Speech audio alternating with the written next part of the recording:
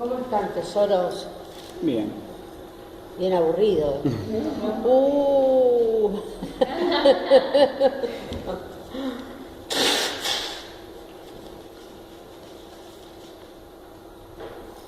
Les debía esta.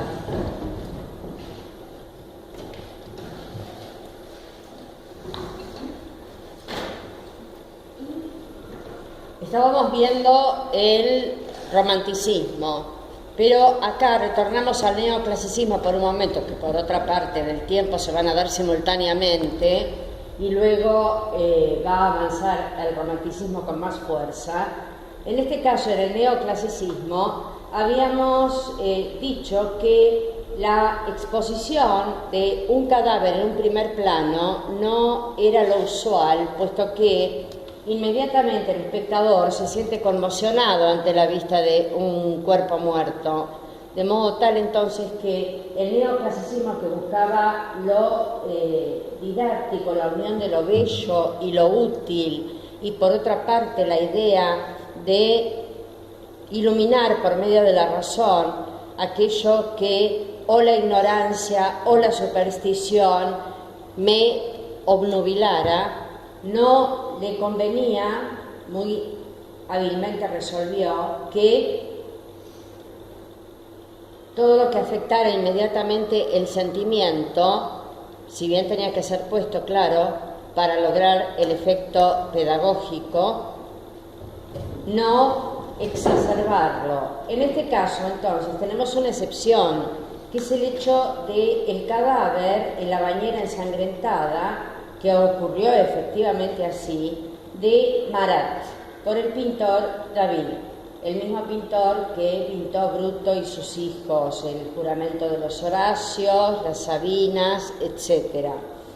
En este caso, ¿por qué David ha hecho la obra de esta forma? Porque justamente Marat era uno de los ideólogos más combativos de la Revolución Francesa, y una vez que esta da comienzo de manera un tanto simbólica con la toma de la Bastilla, simbólica pero violenta, después se va a tornar mucho más violenta.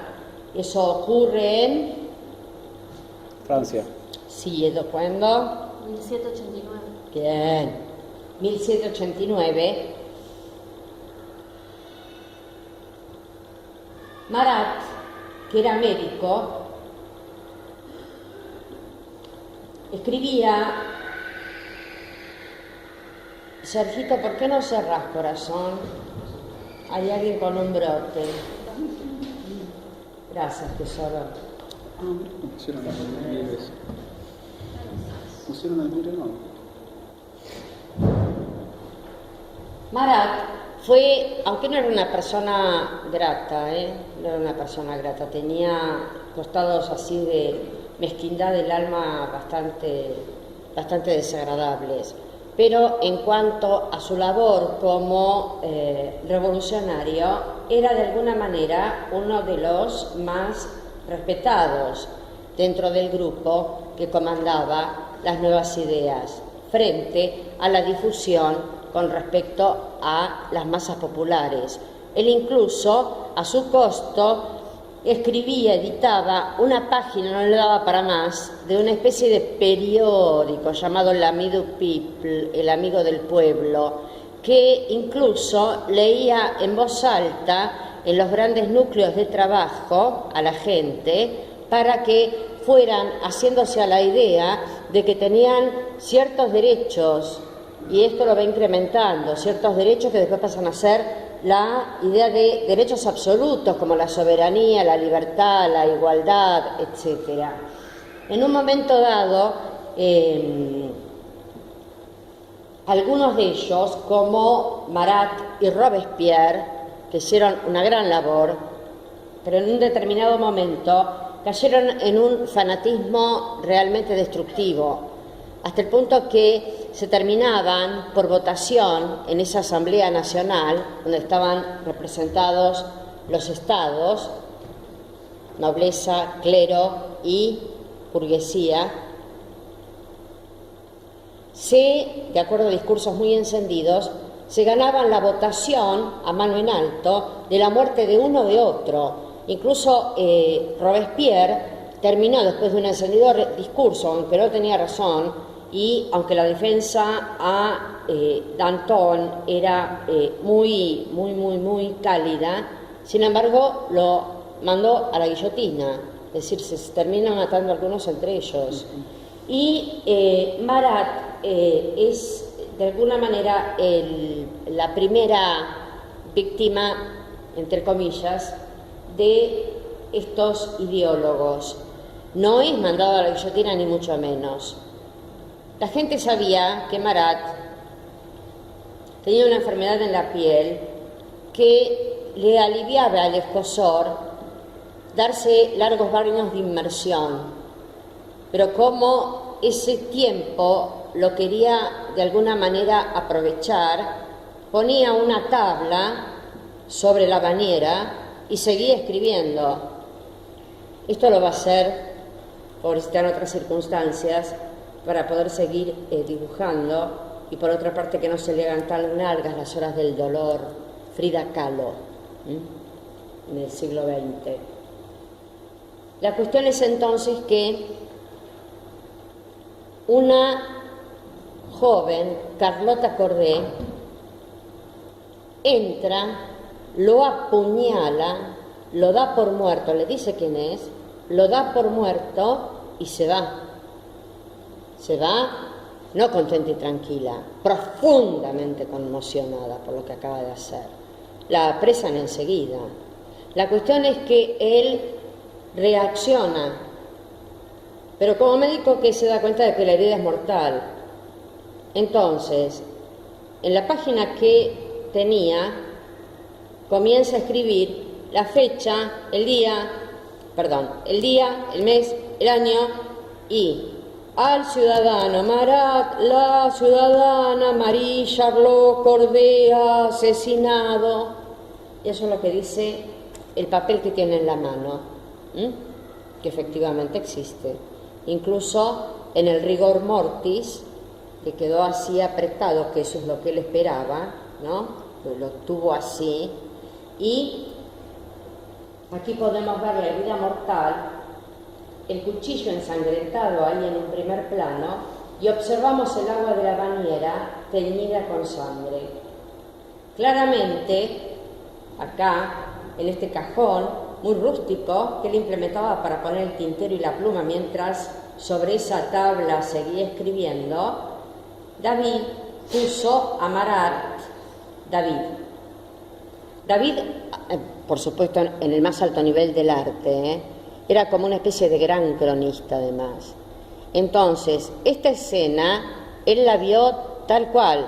Él participa de las ideas de la Revolución Francesa, de modo tal entonces que lo convocan para que tome los bocetos necesarios para realizar la obra y luego finalmente produce el cuadro, de modo tal que lo que estamos viendo fue exactamente así: el cadáver en un primer plano, los rastros del crimen, la sangre, el rostro completamente exangüe, ya no hay una gota de sangre ni en el rostro ni en todo el resto del cuerpo, y esto se opone a lo habitual que era esto, ¿se acuerdan? Sí.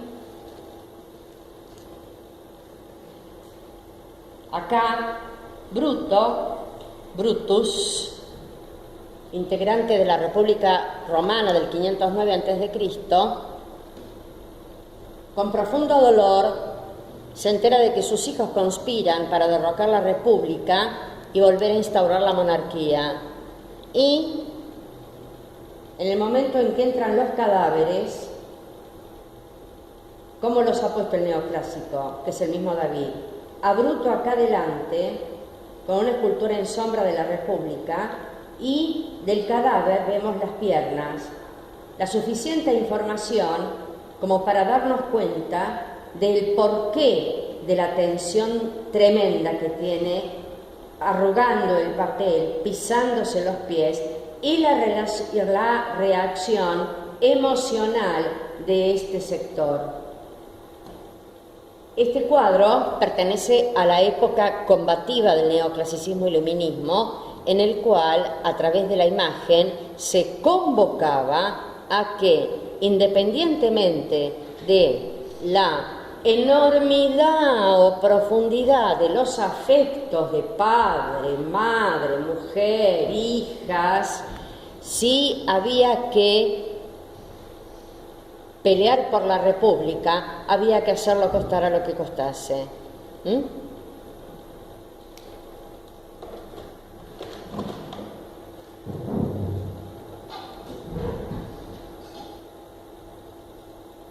Seguimos en el siglo XVIII,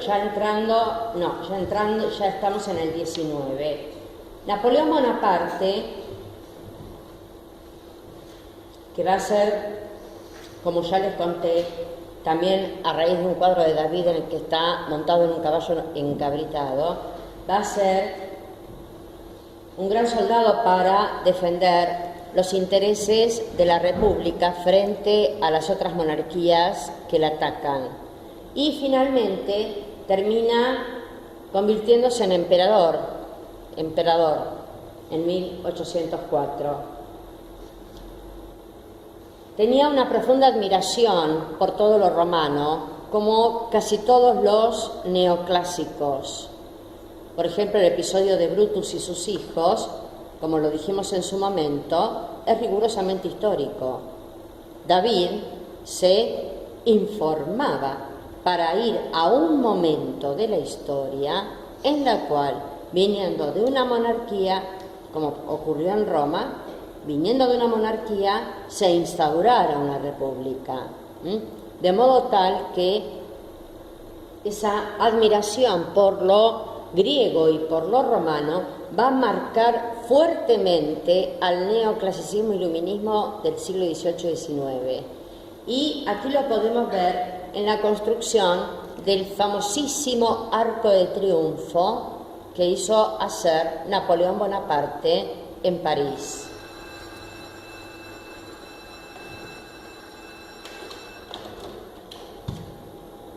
Es descomunal, como pueden ver. Mucho más grande que cualquier arco de triunfo de los romanos de la antigüedad. Y está planteando exactamente lo mismo. La conmemoración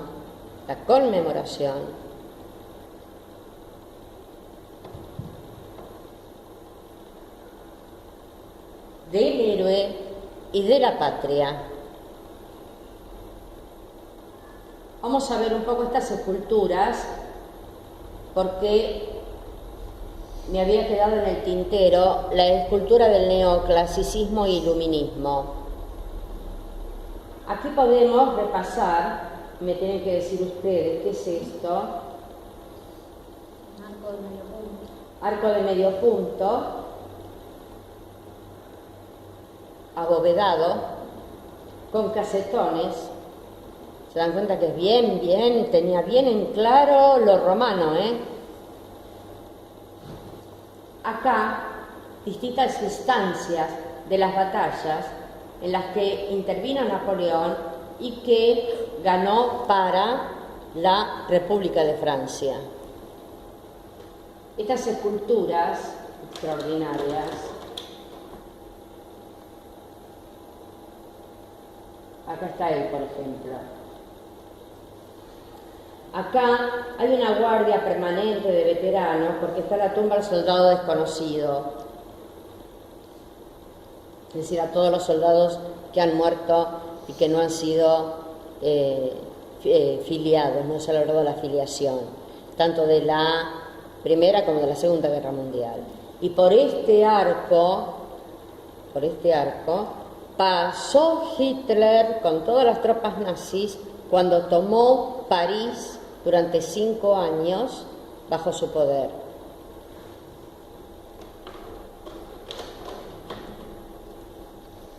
Aquí podemos ver la glorificación del héroe. Arriba,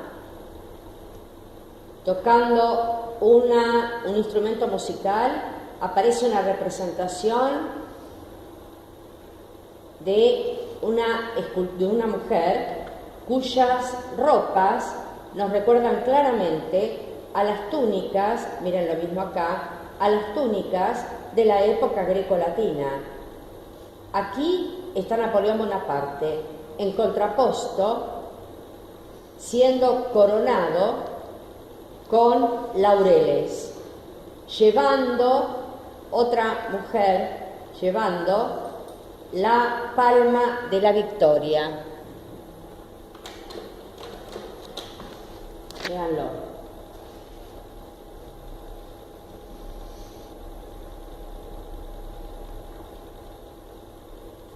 La representación de los vencidos, el triunfo, sable en mano, espada en mano, y un tipo de escultura en el que podemos ver claramente la vuelta a la etapa clásica.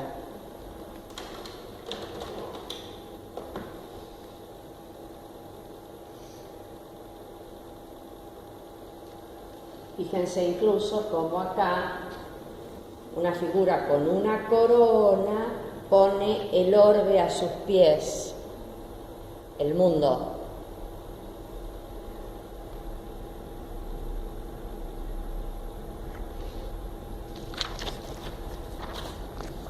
¿Qué encuentran que conocen?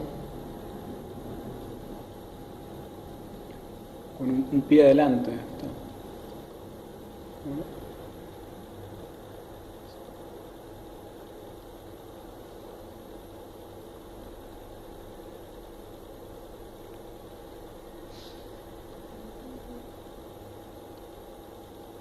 Mujer con alas. Nike, la victoria, como lo había representado el griego, como quedó siempre. Palas Atenea, la diosa de la inteligencia aplicada a las artes militares, tenía en la mano la escultura de Fidias, que desapareció, pero quedó una réplica pequeña en mármol, una mujer con alas, la victoria.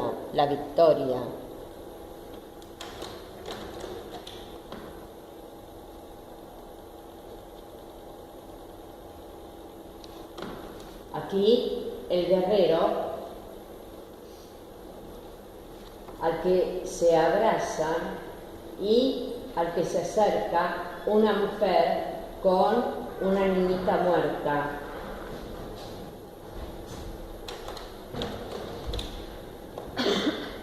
Lo vemos de arriba y nos damos cuenta que ¿quién está acá? Nacida adulta y armada del cerebro de su padre Zeus, Palas Atenea.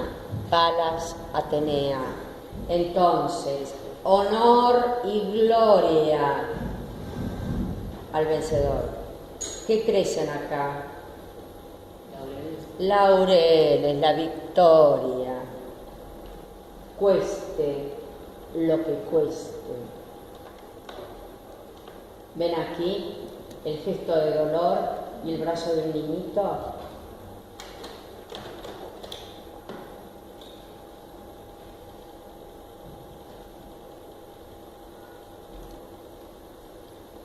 Con un gran ímpetu dado a través de esta línea y ese brazo en alto, otra Nike aparece convocando a la defensa de los valores de la soberanía, la libertad y la igualdad.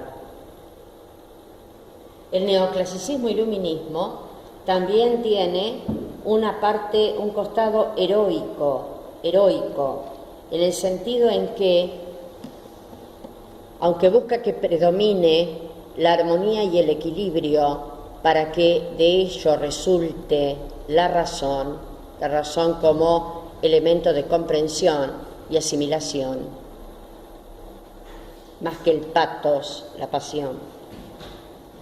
Tiene una parte heroica muy marcada porque justamente están implementando todos aquellos conceptos que finalmente devinieron en América. Como yo les dije en un momento, Vicente López y Planes, cuando escribe el himno nacional argentino, podría estar perfectamente representado en, como es nuestro himno nacional argentino completo, no el estribillo que cantamos nada más, esta imagen. Valientes a las armas, por ejemplo, tiene un verso, ¿no?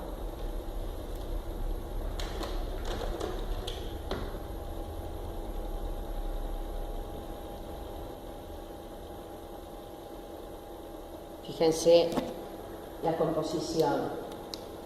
La pierna recta y tensa, la otra en un contraposto tenso, no el contraposto que habla de dominio del mundo, sino del que está haciendo palanca.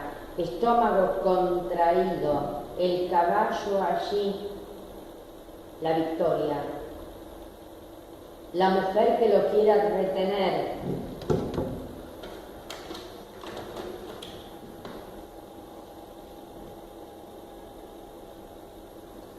Este es uno de los más grandes escultores del neoclasicismo, Canova, Antonio Canova.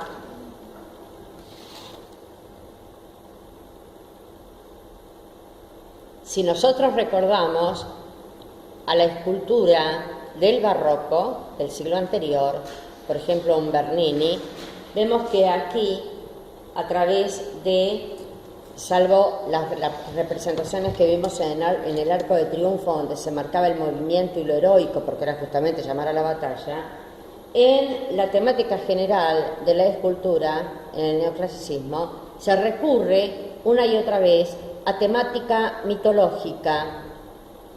Aquí tenemos a, miren la cabeza que hay acá,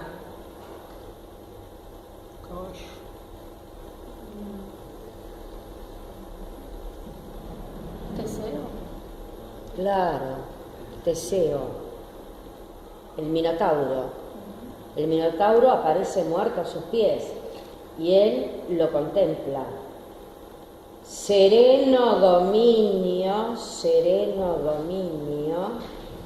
consecución del acto emprendido, tanto en la figuración del cuerpo como en el óvalo perfecto que describe cabeza, que describe rostro y cráneo, nos recuerda perfectamente, junto con la ausencia del retrato, porque se está dando aquí un arquetipo, nos recuerda a la escultura clásica.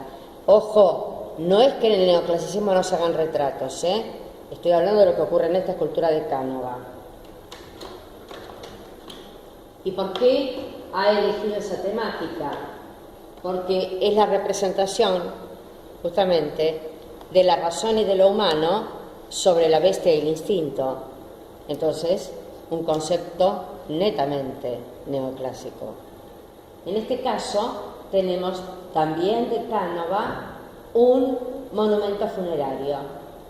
Observen a dónde ha llevado la representación del dolor, a estas dos máscaras que equivalen a la tragedia, en la tapa del sarcófago.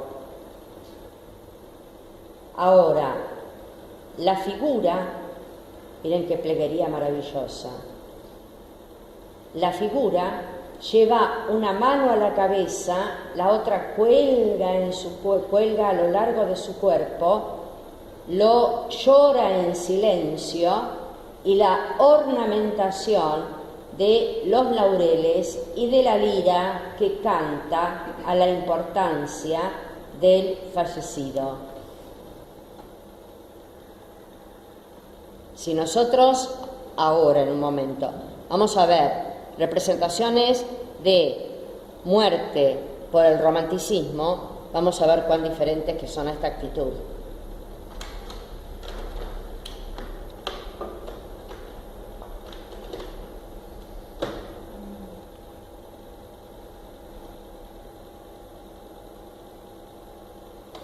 Esto es todo mármol, incluida esa forma de tela que aparece ahí con los pliegues, también es mármol. El diván es mármol. El colchón, las almohadas, los almohadones. Paulina Bonaparte, Paulina Bonaparte es una de las hermanas de Napoleón. Lástima que tenemos que ir al galope con todo. Si no les contaba la historia, que es fascinante. Son unas hermanas que, mamma mía, ¿no? Las hermanas de Napoleón. ¡Ah, miércoles! Paulina se va a casar con un borghese. ¿Se acuerdan de Villa Borghese? Del cardenal Scipione Borghese. Bueno, una familia muy importante de Italia. Este es el palacio. Este es Villa Borghese, muy bien, muy bien. En el Palacio Borghese, en la Villa Borghese, cerquita de donde está Bernini, con su Apolo y Dafne, con su David, con su Plutón y Proserpina, aparece esta escultura que es una clásica representación, tomando la mitología para dar una figura contemporánea. En este caso, el rostro es de Paulina Bonaparte. Atiendan el peinado con la cinta, a lo romano. Piensen que vienen de la época de la peluca y el cabello empolvado, del rococó. Entonces, estos cambios son contundentes. Y fíjense que la superficie es completamente lisa y pulida y hace una referencia a una Venus. De paso, Eva por la manzana. Claro, porque cuando Napoleón la vio y vio a su hermana así, lo quería agarrar a Cánova y matarlo, pero más que a Cánova, a Paulina, que era terrible. Entonces, entre Paulina y Cánova dijeron que no, que solamente había posado para la cabeza.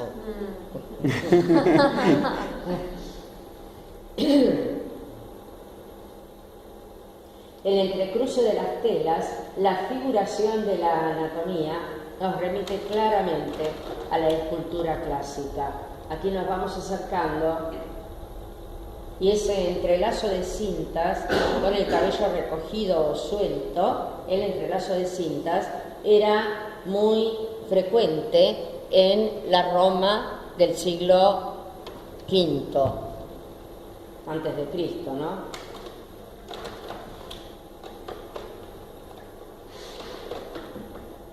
Aquí nos acercamos aún más y podemos ver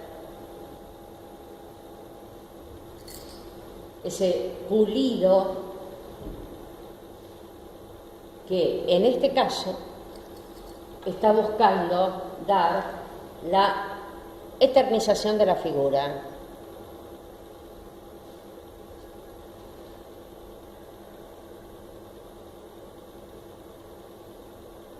De esta manera la figura nos resulta estática, no en un sentido que la disminuya, sino como congelada en el tiempo y el espacio en un momento de absoluta perfección.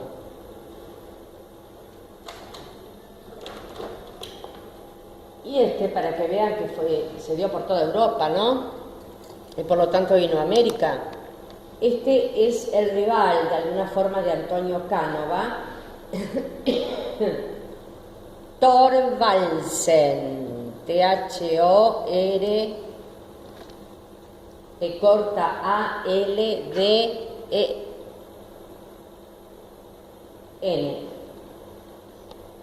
Y aquí, nuevamente, la mitología griega, en la temática y la ejecución clásica, tanto en postura como en proporciones anatómicas. Jasón y el vellocino de oro. Según la mitología griega, quien poseyera la piel del cordero de oro iba a ser aquel que fuera más grato a los ojos de los dioses. Jasón fue en pos del vellocino de oro y ahí se topó con Medea. Yo se los conté todo en primer año. Entonces acá está mostrando cómo ha salido triunfante, puesto que ya lo tiene, y el cuerpo frontal, la cabeza de perfil o de 3/4, son las posturas preferidas. Fíjense ustedes la exacerbación de esta parte de la musculatura, exactamente cómo ¿Qué escultura griega tiene este cuerpo igual? Nada más que el brazo levantado de acá. Anímate, Leida, a lo sumo te diré no, otra. Apolo no. Clásica de Siglo V. La escultura que establece el canon griego.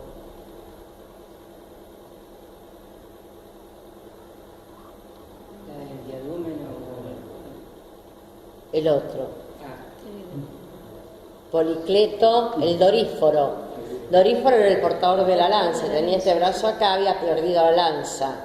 Acá invierte con respecto al brazo, pero después las proporciones, la ejecución del rostro y demás, remite, por eso el nombre de neo nuevamente, neoclasicismo.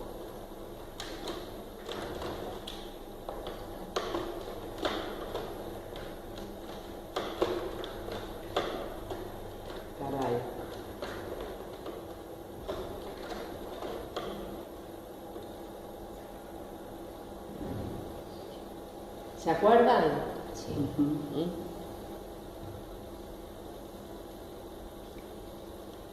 Libros, lectoescritura, instruite, en la medida en que sos instruido sos menos fácil de dominar, serenidad,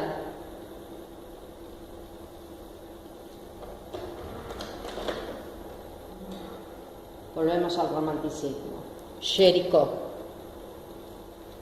la locura. El romanticismo va a tomar el tema de la locura recurrentemente, de la demencia, ¿no?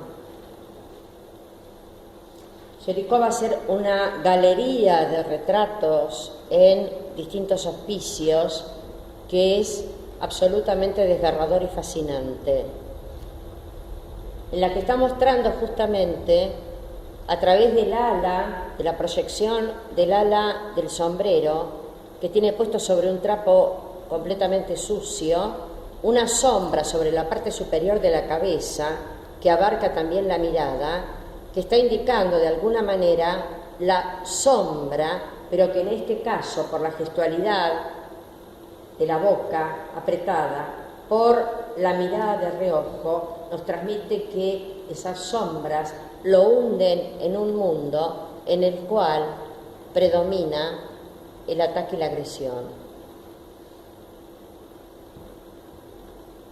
Fíjense ustedes la superposición de ropas de cualquiera, del que venga, del que dé en limosna al hospicio, está quitando completamente, en este caso, la actitud heroica que acabamos de ver.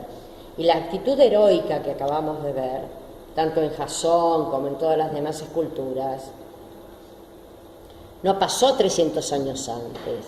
Se está haciendo a la par que Jericó está haciendo este cuadro. Y aquí podemos ver una barba dura, crecida, el cabello pegoteado y la clara transmisión de parte del autor de un estado del alma y de la mente que nada tiene que ver con la claridad, la armonía y el equilibrio. Porque justamente el romántico va a plantear combativamente como es él.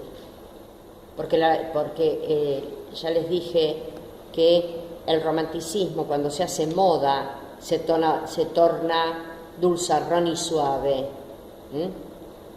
Como todo movimiento peligroso,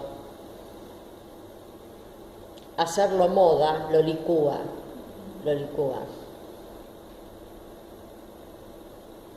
En esta parte es el romanticismo combativo. El romántico es un ser combativo.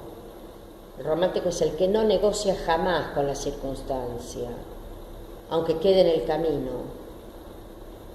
Y en el tema de la locura, el romántico vio como la fuga total de un aquí, de una ahora, que no me entiende, que no me comprende, y en el que no quiero estar. Además, trabajaron tanto el tema de la locura que volvieron a autores, increíblemente, habían sido dejados de lado como tabú, como cosa que no conviene, porque plantean un perfil inconveniente para el buen vivir. Entonces, durante el siglo XVIII y una parte del XIX, Shakespeare desaparece. Lo vuelven a poner en lisa los románticos. Claro, Hamlet, el tema de la locura, el tema de la sugerencia del incesto, el tema del fantasma que aparece que reclama la venganza, la situación límite, si vengo a mi padre tengo que matar a mi madre, la tensión de opuestos y lo trágico insalvable. Eso, el espectro de ideas que quería transmitir el neoclasicismo y iluminismo no convenía. Por lo tanto, se lo hizo a un lado. El romántico vuelve a tomar otra vez las representaciones, ya no cesaron nunca más. Y algo debe pasar, porque hoy en el mundo entero, todos los días hay en algún lugar del planeta la representación de una obra de Hamlet, ya sea con el tema de Macbeth o de Shakespeare con Macbeth o Hamlet.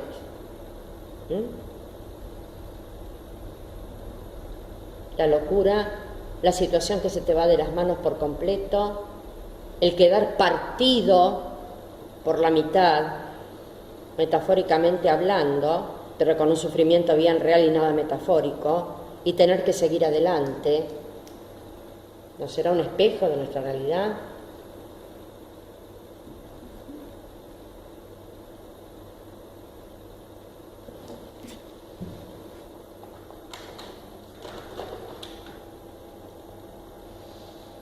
Otro tipo de demencia.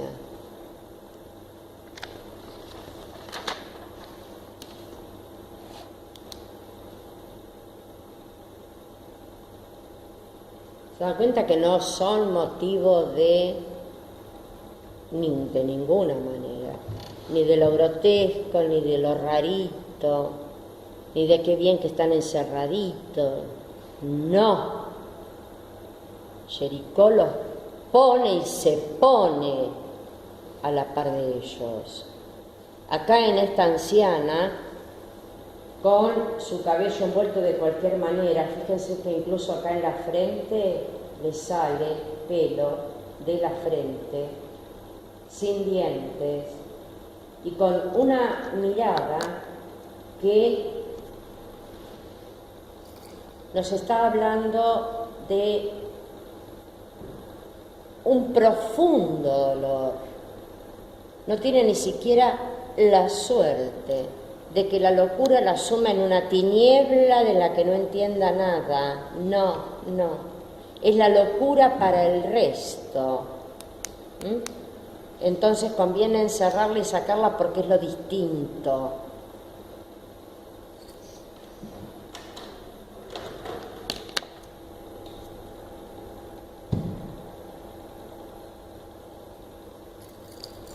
El cabello, la forma del corte de cabello, ya no se está hablando de hospicio, ¿no? Esos tijeretazos dados de cualquier manera. Acá sí la mirada está volcada hacia la propia interioridad y la boca como sellada, no hay lenguaje posible,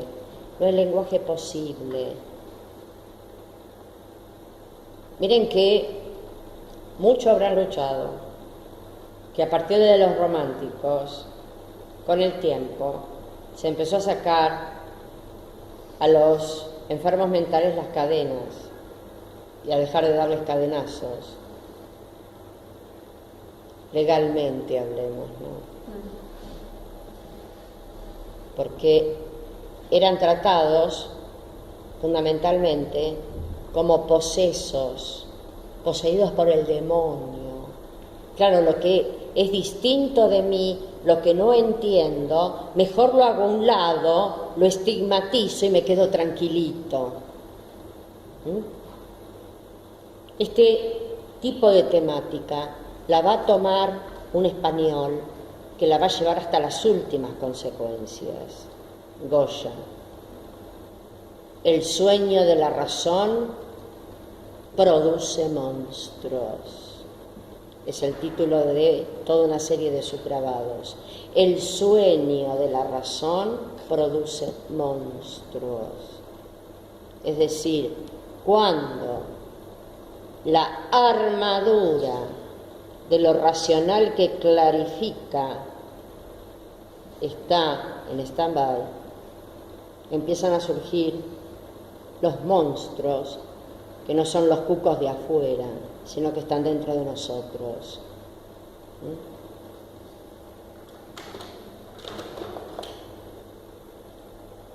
Durante un tiempo fue discípulo de Jericó. Jericó murió a los 32 años. El gran autor de La balsa de la Medusa, etcétera, etcétera. Durante un tiempo fue discípulo y lo admiraba profundamente, a unos pocos años menor, Eugène de la Croix.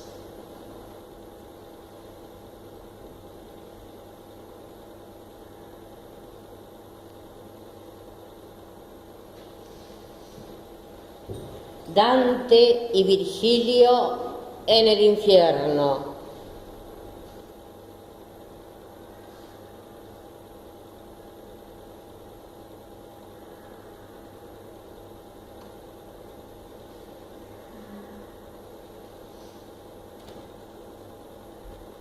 Aquí aparece la representación de Dante con un tocado florentino típico del siglo XIII. Dante es el escritor de la Divina Comedia, que de risa no tiene ni un poquito. La Divina Comedia dio en llamarse, que se divide en tres partes: el infierno, el purgatorio y el paraíso.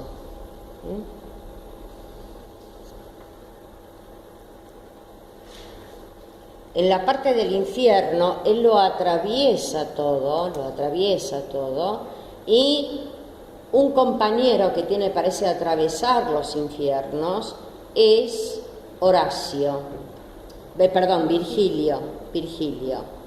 Virgilio, en el siglo I, pagado por mecenas y pedido por el primer emperador romano Augusto, es el escritor de la Eneida, que era de alguna manera el certificado de identidad que el romano quiso tener. Es decir, una obra poética, una épica poética en la que trata de la figura de Eneas, el antepasado de los fundadores de Roma, Rómulo y Remo, y de esa manera como le daba a los romanos una especie de raigambre de dioses. Y el escritor es Virgilio. Virgilio también va a poner en la Eneida el Hades, el Averno, todos esos nombres son para el infierno, el Hades, el Averno, las negras aguas, miren, de la laguna Estigia, el barquero Caronte.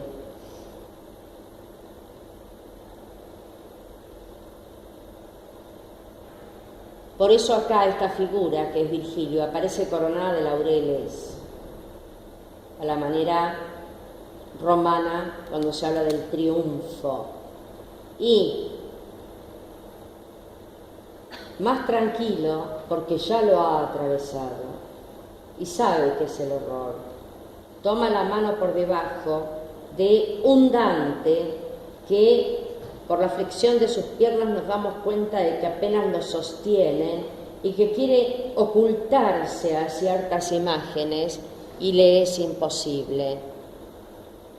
El clima, fuego, bruma, agua negra, cuerpos, acá, agrediéndose, comiéndose unos a otros, atacando con odio la barca para hacerla naufragar, intentando subir a ella con los ojos teñidos de sangre, intentando acá hacerla volcar, está rodeada justamente por esa representación de los condenados.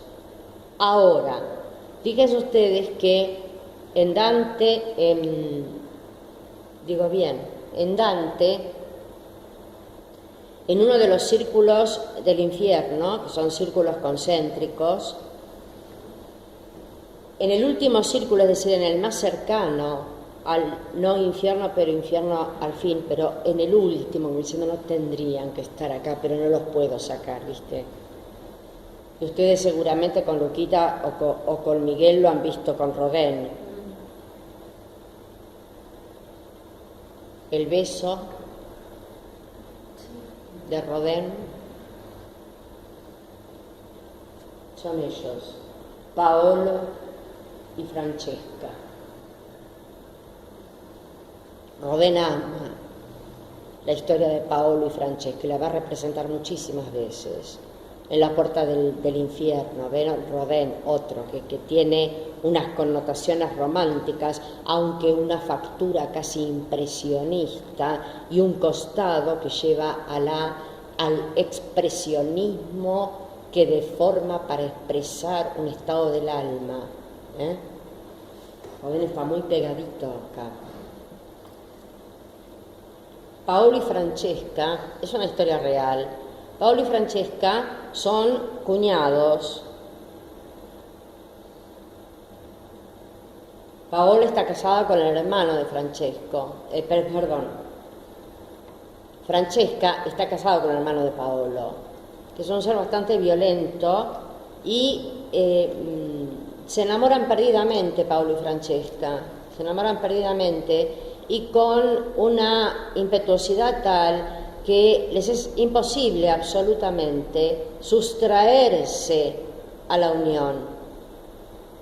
Entonces habla del amor que va más allá de cualquier tipo de límite establecido por el exterior, por el se debe o no se debe, por cualquier otro tipo de consideración, aunque se quede en el camino. Uno mismo.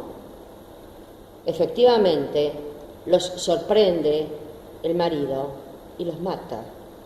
Mata a su hermano y mata a su esposa. Paolo y Francesca, búsquenlo, es verdad. Acá pueden percibir que les da otra coloratura de la croix, a la de estos otros que en su agresividad, ira sin límites, venganza, quieren volcar la barca. Paolo es indiferente a todo, se deja llevar y traer por las negras aguas. Lo único que hace es estirar las manos en la desesperada esperanza, si me permiten el oxímoron, en la desesperada esperanza de poder rozar, aunque sea Francesca, porque el terrible castigo es que sabe que la tiene casi pegada, pero nunca más va a poder acceder a ella. Acá está Francesca, tampoco le importa incluso que este condenado, ella también es una condenada, pero miren el color distinto de los dos, este condenado le ponga brutalmente un pie en el estómago, haciendo palanca para subir a la barca. No importa, no me importa lo que me haga. Nada puede ser peor que esto. No los separa más que unos centímetros. Y justamente ahí está el hecho absolutamente sin resolución, sin resolución. Incluso las negras aguas de la laguna Estigia, cuando tocan a Paolo y tocan a Francesca, se transforman en gotas absolutamente cristalinas, con lo cual nos está indicando de qué lado estaba el romántico y de qué lado estaba Delacroix.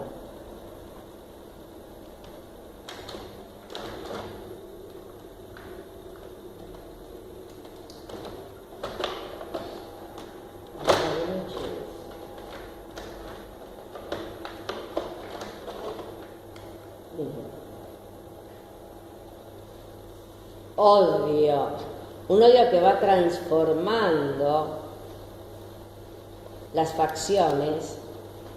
Fíjense ustedes cómo muerde la madera para de alguna manera poder debilitar la balsa y que caigan los que van arriba, que están vivos, junto con ellos. Ellos son los condenados. Miren el cuerpo de Paolo, miren la diferencia de luz. Las negras aguas al llegar a él se tornan gotas cristalinas. Observen el vello púbico, el pene.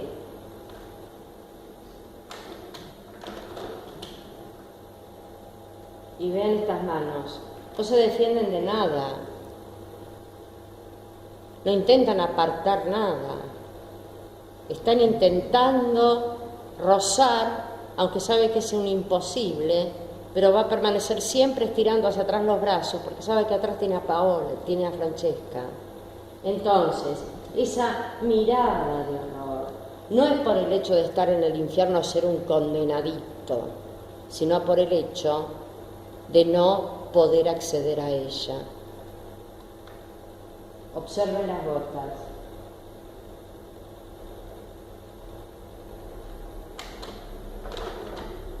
La condenación o la muerte por amor.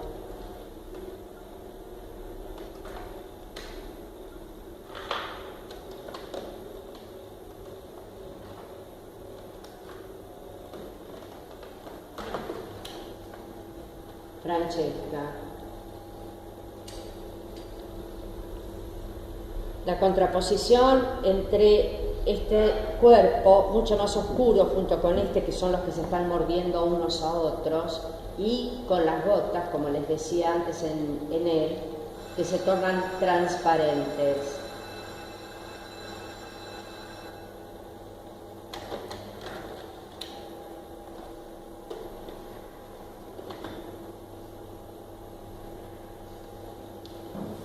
Se despegó. Otra temática que va a atraer profundamente al romántico, y en este caso a Delacroix, es el hecho de las batallas, de las guerras por la independencia, de cualquier sitio que sean.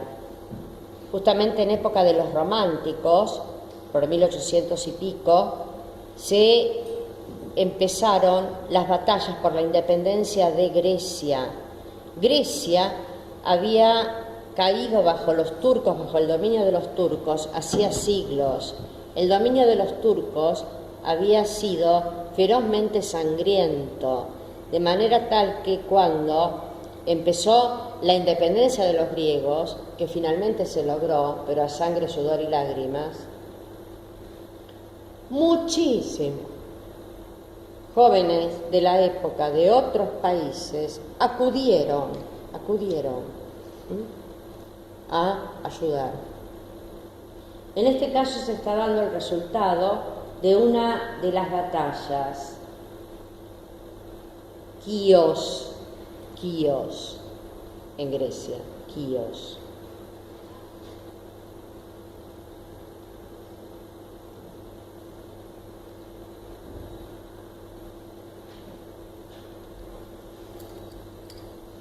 Les muestro esto y los dejo. Fíjense ustedes como si vamos para acá, vemos dolor, muerte, despedida, salvajismo.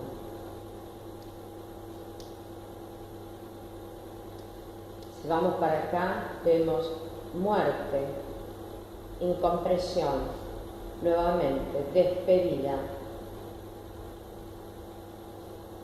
anulación.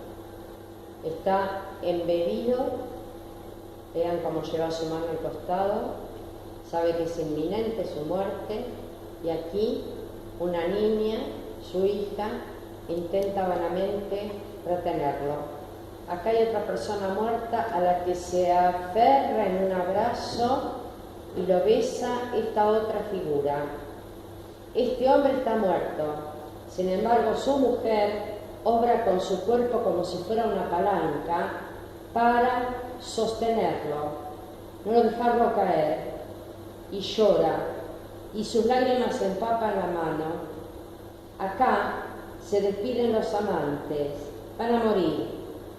Acá, una mujer, entrada en años, con los pechos flácidos, adrede de la croix, abre el escote, está mirando hacia arriba como reclamando, y yo tengo que vivir para ver esto que la joven acaba de morir, y que su hijo está gateando hacia el pecho para mamar, pero como no va a encontrar nada, va a morirse él también.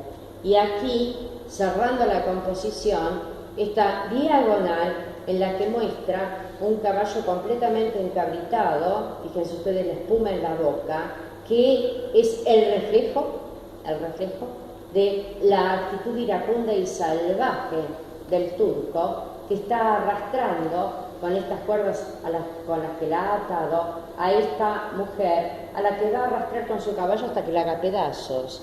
Entonces, se levantó del suelo y asciende para defenderla, pero miren cómo lleva la mano al alfanje, la espada curva, y en un minuto más va a estar muerto. Él imperturbable, el dolor, la despedida, la locura, la absoluta incomprensión ante tanta destrucción es para los demás. Les muestro un par de detalles. Sé que me odian.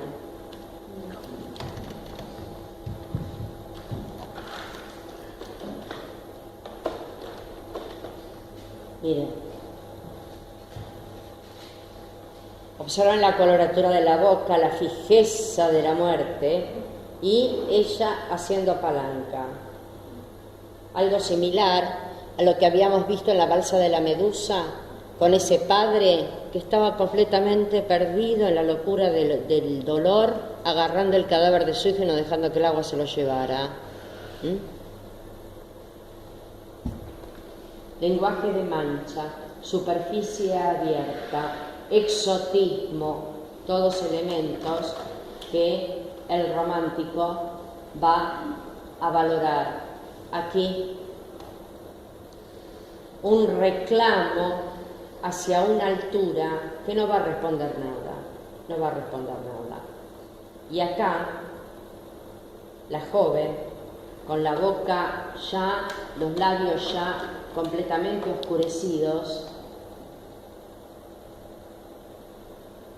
la ropa baja, porque su último impulso antes de morir fue bajarse la ropa para que el niño pudiera mamar. Entonces el niño va buscándola, va palpándola, va acercándose a esa piel que le es tan familiar, y acá vemos la futura víctima.